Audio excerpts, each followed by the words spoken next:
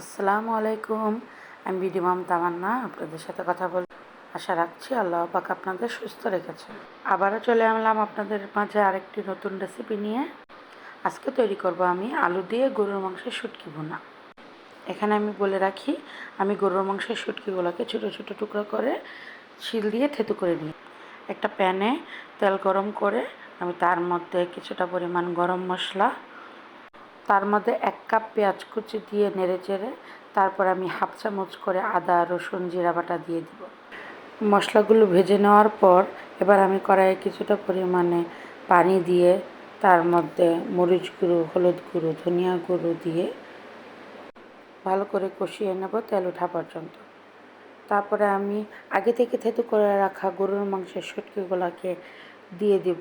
দিয়ে কিছুক্ষণ কষিয়ে নেওয়ার পর তার মধ্যে আমি আলু, বড় আলু ছোটো করে টুকরো টুকরো করে কেটে নিয়েছি।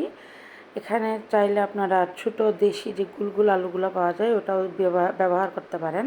আমার কাছে ওটাই বেশি ভালো লাগে, কিন্তু ওটা ঘরে ছিল না, তার জন্য আমি আর কি বড় আলুগুলোকে ছোটো ছোটো টুকরো করে নিয়েছি। ওটা দিয়ে আমি কিছুক্ষণ ভালো করে নেড়েচেড়ে কষিয়ে নেব। তারপরে আমি রান্না হওয়ার জন্যে কিছুটা পরিমাণ পানি দিয়ে প্রায় 15-20 মিনিট পর্যন্ত এটাকে ভালো করে রান্না করে নেব। রান্নাটা যখন মাঝামাঝি পরিমাণ হয়ে যাবে তখন আমি আস্ত রসুনটা দিয়ে দেব, কারণ আমার আস্ত রসুনটা মুখে পড়লেই বেশি ভালো লাগে।